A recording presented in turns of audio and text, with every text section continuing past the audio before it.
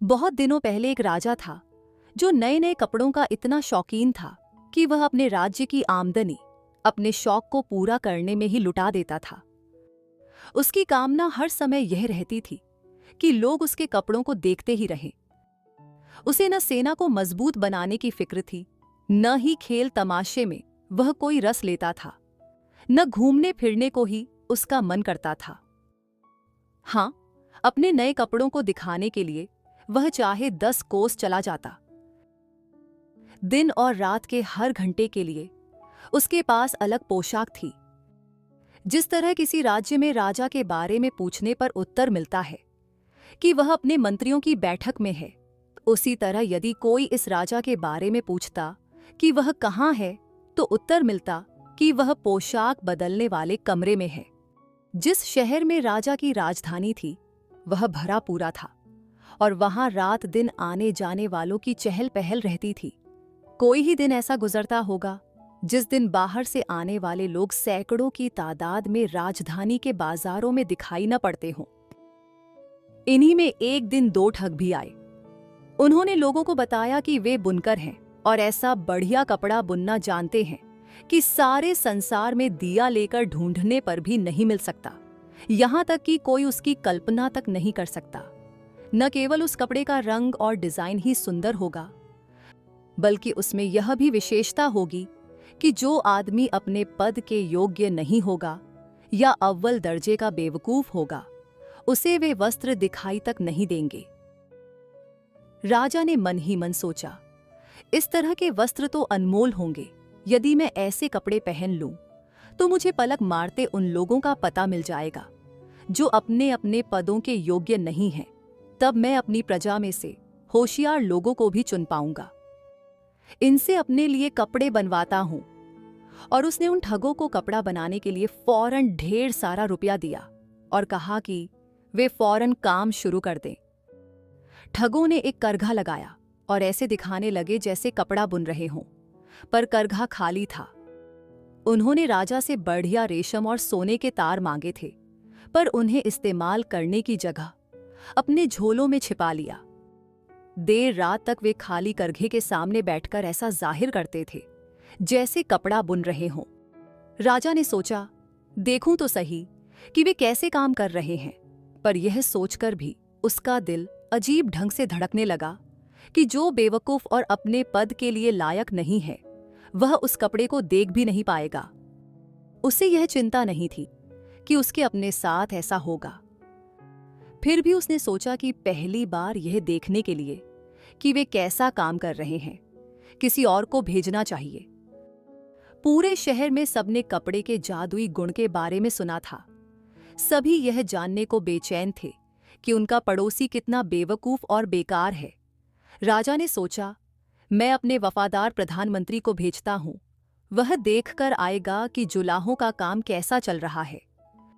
वह होशियार और अपने काम में लायक आदमी है। अगर कोई जांच कर सकता है तो यह वही होगा। प्रधानमंत्री अच्छे स्वभाव वाला बूढ़ा आदमी था। जब वह उस कमरे में पहुंचा जहां जुलाहे काम कर रहे थे, तो उसने देखा कि करघा खाली था। उसने अपनी आंखें बंद की, फिर खोली और सोचने लगा, हे भगवान, मुझे बचाओ, मुझे तो एक भी चीज दिखाई नहीं दे रही। फिर भी वह कुछ बोला नहीं। ठगों ने उसे करघे के पास बुलाया जिससे वह उनके बनाए कपड़े का रंग और डिजाइन देख सके। खाली करघे की तरफ इशारा करके उससे देखने को कहा। बेचारा प्रधानमंत्री। मंत्री करघे के एकदम निकट आकर आंखें फाड़ फाड़ कर देखने लगा, मगर उसे फिर भी कुछ दिखाई नहीं दिया। दिखाई तो तब देता जब वहां कुछ होता। उसने मन में सोचा कि क्या ऐसा भी संभव हो सकता है कि मैं मूर्ख हूं? मुझे तो इस बात का गुमान तक भी नहीं था। मगर खैर, अब तो यह बात किसी पर प्रकट नहीं होनी चाहिए। और भला क्या ऐसा भी हो सकता है कि मैं अपने पद के योग्य न हूं? ओह, ये बताने से तो कतई काम नहीं चलेगा कि मुझे कपड़ा दिखाई नहीं देता। अरे, आपने हमारे काम के बारे में अभी तक भी कुछ नहीं बताया। दोनों ठगों में से एक बोला, ओह, यह कपड़ा तो बहुत सुंदर है, बहुत लुभावना है, बूढ़े मंत्री ने कहा। फिर और भी निकट से अपने चश्मे को संभालते हुए उसने कहा, डिजाइन भी सुंदर है और रंग का तो कहना ही क्या। अब मैं राजा साहब को कपड़े का राई रत्ती हाल बता सकता हूं। बहुत शानदार कपड़ा है। हमें यह जानकर बहुत प्रसन्नता हुई, दोनों बुनकर बोले। फिर उन्होंने कपड़े के डिजाइन और रंग की बारीकियां मंत्री को समझाने का प्रयत्न किया। मंत्री सब ध्यान देकर सुनता रहा, जिससे राजा साहब के सामने कपड़े की सुंदरता बयान करते समय वह सारी बातें बता सके और उन्हीं शब्दों का प्रयोग कर सके जिनके द्वारा दोनों ठग कपड़े की बारीकियां समझा रहे थे। उसने भी ऐसा ही किया। अब दोनों ठगों ने और अधिक रेशम, सोने के तारों और धन की फरमाइश की। तुरंत सब चीजें उन्हें दी गईं। उन्होंने सब चीजों का भी निवाला बनाया और आराम के साथ फिर अपने निरर्थक धंधे में जुट गए। वही खटाखट खटाखट और हवा की बुनाई जारी रही। एक दिन राजा ने एक दूसरे कुशल मंत्री को यह देखने के लिए भेजा कि बुनकरों का काम कैसा चल रहा है। उसके साथ भी बिल्कुल वैसी ही घटना घटी। वह यह देखकर हक्का बक्का रह गया कि कंधों पर कुछ भी दिखाई नहीं दे रहा। क्या ख्याल है आपका, कपड़ा सुंदर है या नहीं? दोनों ठगों ने उससे भी यही सवाल किया और साथ ही साथ उस झूठ मूठ के कपड़े के डिजाइन और रंगों की सुंदरता बखान आरंभ कर दिया। मैं मूर्ख तो नहीं हूं, उस मंत्री ने सोचा। न ही मैं अपने पद के लिए अयोग्य हूं। हाँ, यह हो सकता है कि राजा साहब ने जिस काम के लिए मुझे अब भेजा है, मैं उसी के अयोग्य हूं।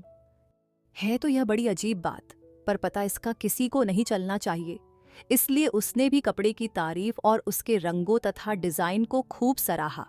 फिर राजा के पास जाकर बोला, कपड़ा वास्तव में बहुत ही प्यारा है और आज तक किसी ने ऐसा कपड़ा नहीं देखा होगा।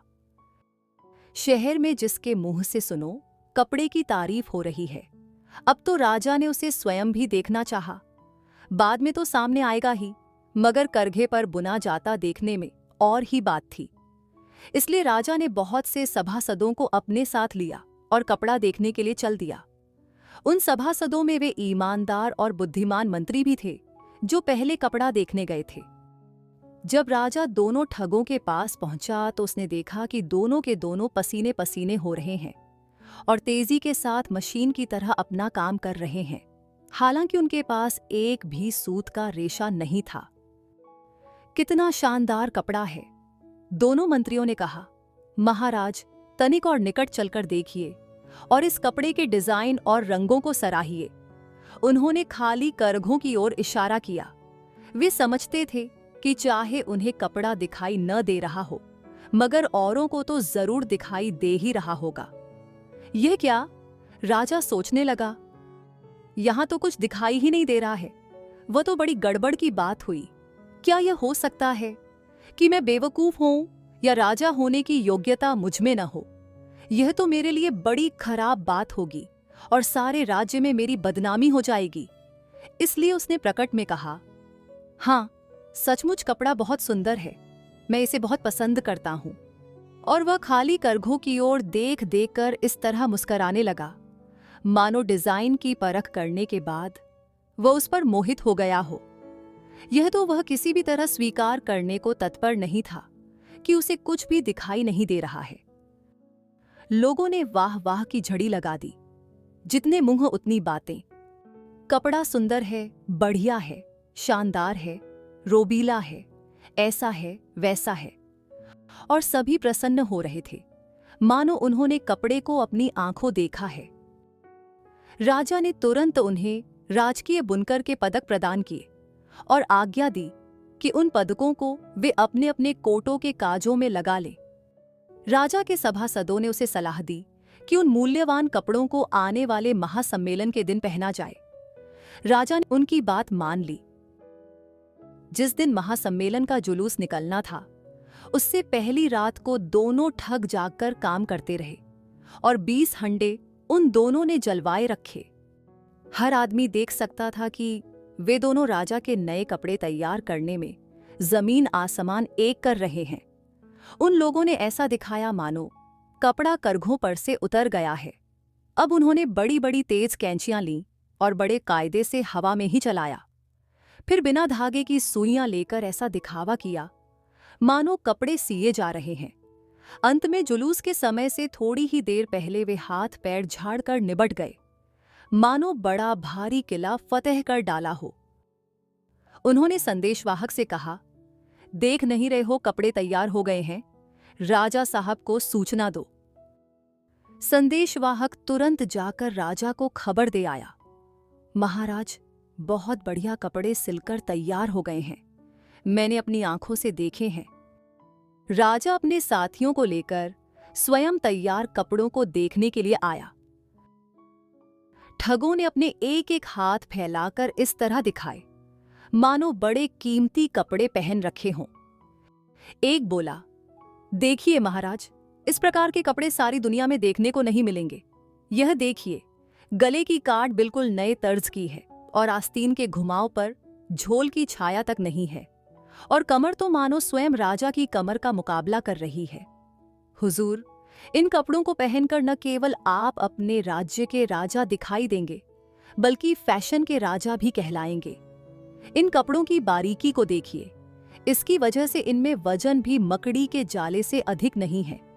जो उन्हें पहनता है उसे यही मालूम नहीं होता कि वह कुछ पहने हुए भी है, लेकिन इसी में तो इन कपड़ों की खूबसूरती छिपी हुई है। जी हां, ये बात 100% सही है। सारे सभासद बोल उठे, मगर वास्तव में उन्होंने देखा कुछ नहीं था, क्योंकि था ही कुछ नहीं जिसे वे देखते। अगर महाराज अपने कपड़े उतार डालें तो हम यहीं शीशे के सामने महाराज को ये नए शानदार वस्त्र पहना दें, ठगों ने कहा।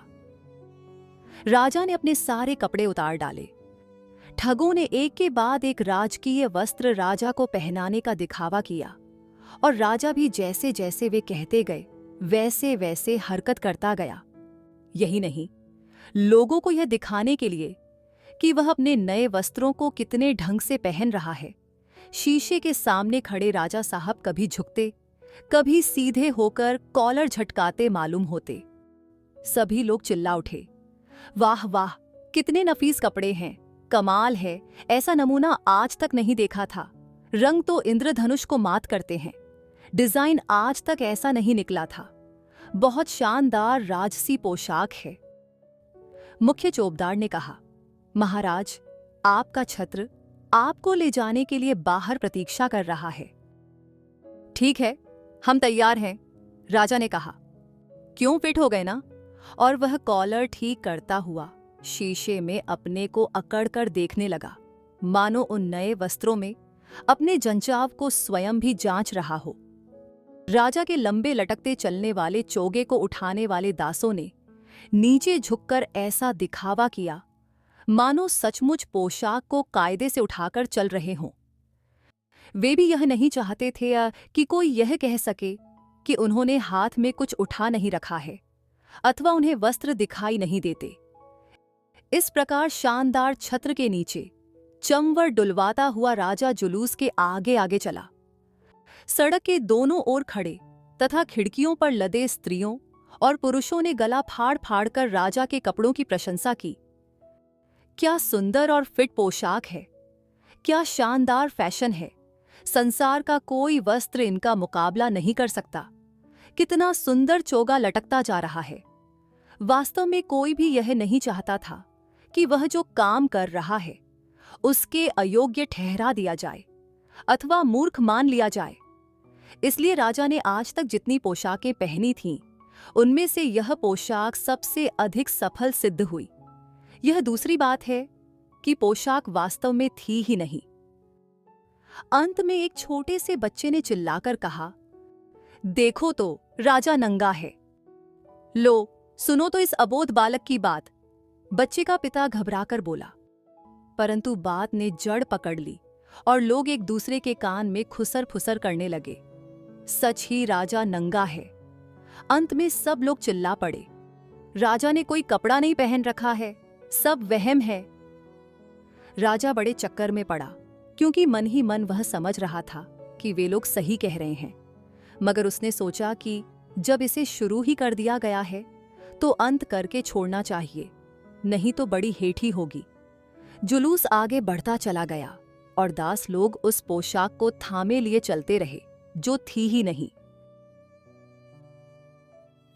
और इसी के साथ यह कहानी यहीं पर समाप्त होती है। यह कहानी हैंस क्रिश्चियन एंडरसन द्वारा लिखित एक प्रसिद्ध नैतिक कथा है जो the realm of the nude king का हिंदी अनुवाद है।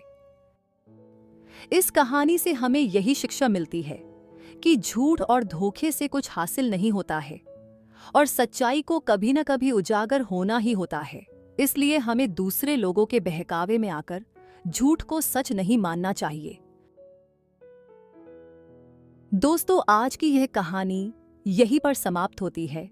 आपको आज की यह कहानी कैसी लगी कमेंट करके जरूर बताइएगा और ऐसी ही मजेदार कहानियां सुनते रहने के लिए हमारे YouTube चैनल मैजिक मंत्रा को जल्दी से सब्सक्राइब कर लीजिए। धन्यवाद। जय हिंद, जय भारत।